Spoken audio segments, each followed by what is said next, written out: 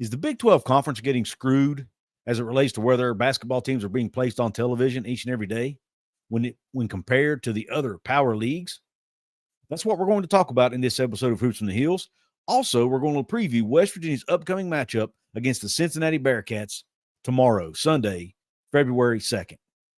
So let's talk about that right now. What is up, and welcome into this episode of Hoops from the Hills. I am your host, Couz, and this channel is part of the Couz's Corner family of networks.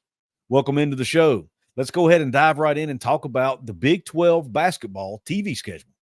I've been in conversations with a few people through DMs on X. I've seen posts on X. I think people have even done some YouTube videos about this. Is the Big 12 getting screwed? What we're going to do in this episode is I'm going to take a look at all the games coming up in the month of February for each power conference and look at where they're going to be and which team and which conference, rather, is getting the most games on the big networks and which ones are having their games on ESPN Plus and other streaming services. That's what we're looking at in this video. And see, is the Big 12 getting screwed?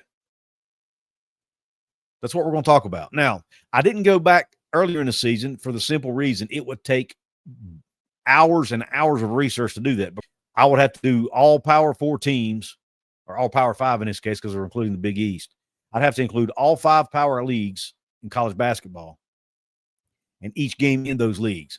That would take hours. So I don't have time to do that.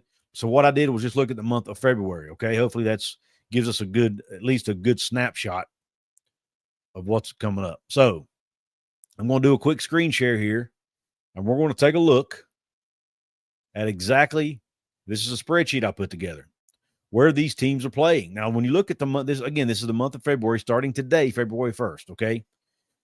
Let's start off with the Big 12. They have 2 games on network television the entire month. That includes Fox, ABC, NBC, CBS, regular network television. Big 12 has 2 games. ACC has 2 games. SEC has 0. Big 10 has 15 games, with about 8 of those being on Fox and the other 7 being on CBS. And then Big East has 5. Like I said, I am including the Big East in this because they do have a TV deal with Fox. Now, when you look at, I put ESPN as its own separate category because even though it's technically a cable network, it's kind of almost, you could almost look at it as a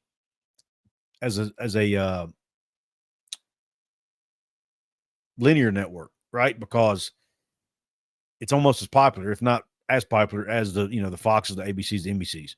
So I'll kind of put it in its own category. But the Big 12 has 9 games remaining on ESPN. ACC has 9 games remaining on ESPN, and the SEC has 8.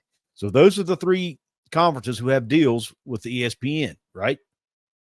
ESPN is 100% in with the SEC, 100% in with the ACC, and 60% in with the Big 12. And the Big 12 is still getting 9 games on ESPN. I actually was surprised by that. That surprised me.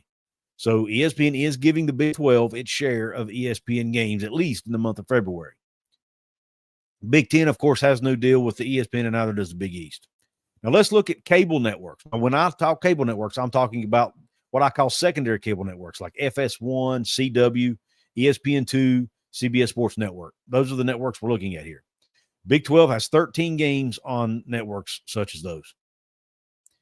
ACC has 15 games.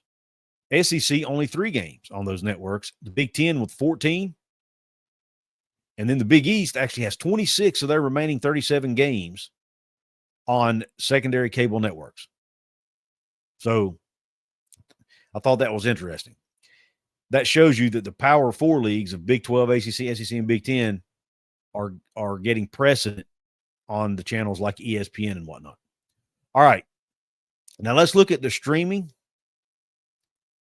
conference network scenario here. Now, I'm kind of lumping these in together. I've got ESPN Plus, the ACC network, the SEC network, the Big 10 network, and Peacock all kind of lumped into one category here. But as you can see, the Big 12 has 31 of their 55 games on a streaming network. And in this case, it's ESPN Plus. Because they have no conference network and there's no games on Peacock. So all 31 of those for the Big 12 are on ESPN Plus. Now, the ACC has 28 games on such networks, mostly the ACC network. The SEC has 32 such games, primarily on the SEC network. The Big Ten, 38 games, primarily the Big Ten network. And then Big East has 6, most of those being on Peacock of those 37 total games. Now, some takeaways from this. Number one, the Big 12 is not getting screwed like I thought they were. They're getting their fair share of games on ESPN. Outside of the Big Ten, they're not getting any more of their games on networks. And remember, the Big Ten's deal is with Fox, with NBC and CBS also included in that deal. So the Big Ten has more options as to getting their games on primary TV networks. And that was the whole reason they did that deal, or one of the reasons anyway. Obviously, the money was a part of it too, but they wanted exposure, and they're getting that here more so than the other 4 major basketball conferences. And what I also took away from this is the streaming piece and the conference network piece. The SEC really, really is putting most of their basketball games on their conference network. They're trying to bring eyeballs apparently to the SEC network during basketball season. I could see where that would make sense. They need to keep content on the network year round. So during basketball season, hey, let's move a bunch of our basketball games over to that network. And the SEC is right now the top basketball league in America. So I would venture to say that they've probably gained subscribers during this time frame. Wouldn't you think? Makes sense to me. So maybe a smart play here by the SEC and ESPN as well, because they obviously are part of that, to put most of those games on the SEC network and try to increase that subscriber base. But the last takeaway I'll say is this. This right here proves to me as to why football is still a primary driver. Brett Yormark and others can talk about adding more value in basketball, how they want to promote basketball and all this. But when you look at the fact that only the Big 12, between the Big 12, ACC, and SEC, the 3 conferences with ties to the ACC, they have 4 combined games on a major network. You add the Big 10 in, obviously you get 19 of those. But out of 55 total games, the Big 12 is getting 2 on a major network. ACC is getting 2 out of 54.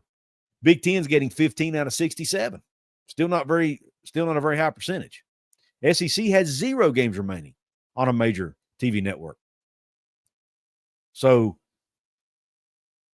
this shows me that football is still carrying the water for these conferences. Basketball is secondary because they're sticking majority of the games on secondary cable networks and on streaming services and conference networks. That's what it shows me. Because if these were football games, I almost guarantee you'd see a lot more games on networks and on ESPN. So take that for what it's worth. I want to hear your thoughts on this part of the video in the comment section. Let me know what you think. Does this prove that the Big 12 is actually not getting screwed, or am I missing something? Is there something here that I'm not seeing that still is bad for the Big 12 when it comes to college basketball? Now, I know a lot of you West Virginia fans may be wondering about West Virginia. I have not dug into that yet. I may actually do a separate video on how many games is West Virginia getting on ESPN Plus compared to other teams. So we may look at that next. But in the meantime, let's go ahead and jump into the second half of the show where we preview West Virginia's upcoming game with the Cincinnati Bearcats. West Virginia travels to Cincinnati to take on the Bearcats. The game will be Sunday, February 2nd at 2 p.m. Eastern, 1 p.m. Central. Will air on ESPN+. ESPN Matchup Predictor has Cincinnati favored with a 68.7% chance to win. West Virginia only a 31.4% chance to win this game. Now, a lot of you West Virginia fans may be thinking, Couz, why in the world will Cincinnati be favored that heavily? Yes, it's in Cincinnati, but Cincinnati's only 2-7 on the year in Big 12 play, 12-8 overall.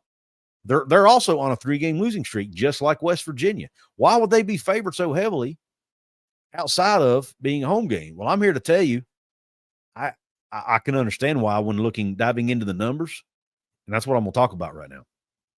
When you look at Cincinnati, they are an extremely good basketball team defensively. They struggle offensively. Sound familiar, West Virginia fans? These two teams are so similar.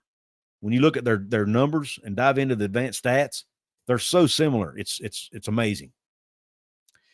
For example, Cincinnati, they are number 2 in the Big 12 and number 8 nationally in opponent points per game with 63. How many fouls do they commit per game? They're 10th nationally in that category, only committing 13.9 fouls per game. So West Virginia fans don't expect the Mountaineers to be at the free throw line a ton against the Bearcats. Next category, opponent field goal percentage, 45.4, which is 20th in the nation. They're only allowing their opponents to shoot 45.4% from the floor. They're allowing them to shoot 30.6% from three, which is good for 48th in the country out of 364 teams, folks. So that's still really good. And West Virginia is a team who likes to shoot the three ball. About half their shots are typically from three. Now, they had a game plan change the second half of the last game against Houston that really worked. They started going inside more. And I'll be honest with you, in this game, they're probably going to have to do that some because Cincinnati's not going to give you a lot of good looks at threes in this game. And West Virginia's been struggling to shoot the three anyway. So they better go inside, in my opinion. Try to get Eduardo Andre involved. Maybe you can work out. He's a really good passer. Throw it down to him. Let him either pass it out to shooters to get good open looks, step in shots, or have guys cutting to the basket like Toby Okani, maybe Jonathan Powell, maybe even Javon Small off pick and rolls and whatnot. But they've got to do something to get the ball into the paint, in my opinion, because if you try to live by the three in this game, I don't think it's a formula for success. Let's go down to the next category defensively. Opponent effective field goal percentage, they're 19th in the country. That takes in consideration all field goals, threes and twos, and takes into consideration that threes count more than twos. Cincinnati's 19th in the country in that category. They're 37th in the country in blocks per game at 4.9. They're actually really close to West Virginia in that category in the Big 12. So they will block shots. They do have a big 7-footer inside. Last name Bandago. That's dangerous and can block your shot. He's averaging about 1.5 blocks a game, just slightly behind West Virginia's Eduardo Andre, actually. So he is really good at protecting the rim. Aziz Bandago, I think is his name. Anyway, but when you flip over to the offensive side of the ball, this is where Cincinnati tends to struggle. Now, the one good thing they do offensively, though, is they don't turn it over much. They're 13th in the country in turnovers per game, only turning it over about 9.8 times a game. They're 4th in the Big 12 in turnover margin. West Virginia right behind them at 5th in the Big 12 in turnover margin. So they don't turn it over a ton. So West Virginia may struggle to force turnovers in this game. Do you see a trend here? The areas where West Virginia is strong, conversely, Cincinnati is strong in that category on the other side. West Virginia likes to shoot three. Cincinnati's good at defending the three. West Virginia likes to force turnovers. Cincinnati doesn't turn over a ton. Cincinnati don't score a ton of points. They're 218th in the country in points per game at 71. They're 347th in the country in free throw attempts per game with only 15. So they're not, even though they don't commit a lot of fouls and put you on the line, they also don't get to the line much themselves. So hopefully West Virginia will be able to play defense and aggressively, and Cincinnati won't draw a ton of fouls. When you look at compared to other Big 12 teams, Cincinnati is 15th in the conference in three-point shooting percentage at 31.7. So they don't shoot the three well. Again, a trend. West Virginia, one of the top teams in the country in defending the three.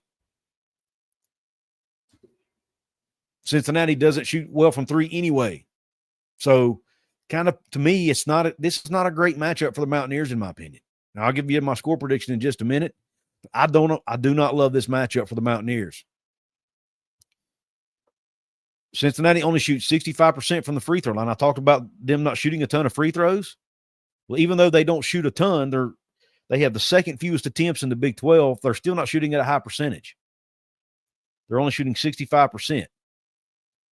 So if West Virginia does put them at the line, it may actually be a good thing, but here's the problem. West Virginia doesn't have a lot of depth. They can't afford to get guys in foul trouble.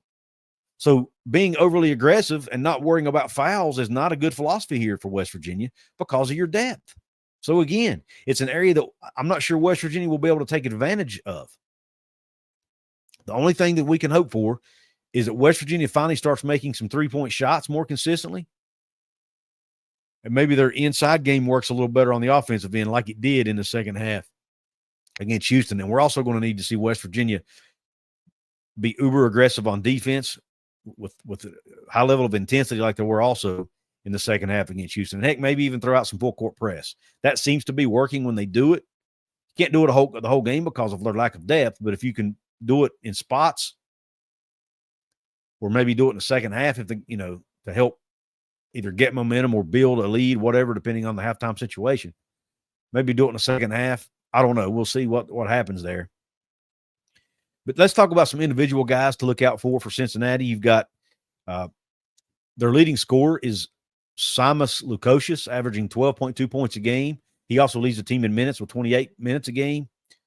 I mentioned Aziz Bandago, averaging 1.5 blocks a game. He's the big 7-footer. Now, the one thing I'll say about Bandago is we've seen a few games this year where teams were able to take advantage of West Virginia inside offensively and score a lot of points around the rim. I'm not as concerned about that here because of Bandago, even though he's 7 foot, he's not huge as far as his body. He weighs about 235. Well, conversely, on the flip side of that, Eduardo Andre is 6'11", weighs about 240. So he should be able to hold his own inside physically with Aziz Bandago. He should, he doesn't have to worry about Bandago pushing him around or anything. Now, when you look at and same thing with Hansberry. Hansberry's not going to give up a ton of weight to him, even though he's a few inches shorter. Other players to look out for: Dylan Mitchell, leading the team in rebounding with 6.5, also putting in 10.5 points a game. You have Jizzle James, a guard, leading the team with 4.5, a little over 4 assists a game. And then they have a really good player coming off the bench named Day Thomas. He's actually playing starter level minutes, averaging 21.59 minutes a game, averaging 7 points a game for this Bearcat team. So those are some players to look out for. And of course, for West Virginia, if you're a Cincinnati fan, obviously everybody knows about Javon Small leading the Big 12 and scoring at 19 a game. He's also leading West Virginia in assists with 4.9 a game, steals with 1.8 a game. So he's just been an absolute monster stud out there for this Mountaineer team, really leading the charge in most categories. Rebounding, Amani Hansberry's been the leading rebounder for this Mountaineer team at 5.6 a game. But again, it's a team who does not rebound the ball well at all. They are 274th in the country in offensive rebounds a game. They're 180th in defensive rebounds a game. Offensive rebound percentage, they're 287th. Defensive rebound percentage, they're 283rd. They are 303rd in the country out of 364 teams in opponent offensive rebounds a game. So they're giving up a ton of rebounds, offensive rebounds. Opponent defensive rebounds a game, they're 281st. Opponent offensive rebound percentage, they're 283rd. And opponent defensive rebound percentage, they're 287th. So that just tells you how bad West Virginia is struggling right now to rebound the basketball. That is something they need to do better in this game. When you look at Cincinnati's rebounding numbers, they're 63rd in the country in offensive rebounds a game. So right there, right off the top, Cincinnati has a huge advantage in that category. They're 168th in defensive rebounding, so not great. Offensive rebound percentage, they're 62nd. Defensive rebound percentage, they're 111th. Opponent offensive rebounds a game, they're 106. Opponent defensive rebounds a game, they're 98. Opponent offensive rebound percentage, they're 111. And opponent defensive rebound percentage, they're 62. So they do a really good job hitting the offensive boards. That does not bode well for West Virginia because West Virginia's better defensive rebounding than they are offensive rebounding, but they don't do a great job of boxing guys out at times and keeping guys off the offensive glass. Again, they're 303rd in the country in opponent offensive rebounds a game. So again, another area where West Virginia can exploit because they're going to have a hard time keeping Cincinnati off the offensive glass, in my opinion. So again, West Virginia has to when they do get open 3-point shots, they have to hit them. And I think they need to rely less on the 3-point shot in this game to win. They've got to hopefully force more turnovers than what Cincinnati is accustomed to giving up. But it's going to be hard to do in that raucous environment in Cincinnati because they have been drawing a good crowd this year. They've been averaging over 11,000 people every game. So I expect there to be a big crowd. I expect it to be loud. It's going to be tough. So at the end of the day, I'm predicting Cincinnati. It's going to be a very low-scoring game. These are two teams who play good defense but struggle on offense. So it's in West Virginia, Coach DeVries even said in the presser, if it gets into the 70s, West Virginia's not going to win. But I think Cincinnati can kind of say the same thing. So this is likely going to be a game in the 50s or 60s, and because that's the way that both teams play. So I'm going to predict Cincinnati to pull out a win at home over the Mountaineers, 62-59. I think it's a 3-point win. The Bearcats get over the Mountaineers. I just don't like the matchup for West Virginia. I don't think it's favorable for them. Now, maybe they can come out and play like the team we saw in Allen Fieldhouse, or the team we saw against Gonzaga, or the team we saw in some of these other big wins, Iowa State, for example. But that team's going to have to show up, or at least something that resembles that team, in order for them to have a chance to pull out a win over the Bearcats. Let me know your score prediction in the comments. What do you think this score is going to be? Do you think the Mountaineers have a chance here? And if you do, what do they need to do to win it? I want to know. Don't forget to hit the thumbs up on this video if you thought I earned it. Don't forget to subscribe to the channel. Help me. I'm right on the edge of 2,000 subscribers. Help me get over that hump. Also, please, if you know any West Virginia basketball fans who like to watch YouTube videos, please make sure you let them know about Couz's Corner, Hoops from the Hills, which is part of the Couz's Corner family of channels. Obviously, Couz's Corner is my college football channel where I cover West Virginia and Big 12. I really appreciate you tuning into this episode. I look forward to seeing you again next time. Q Country Roads.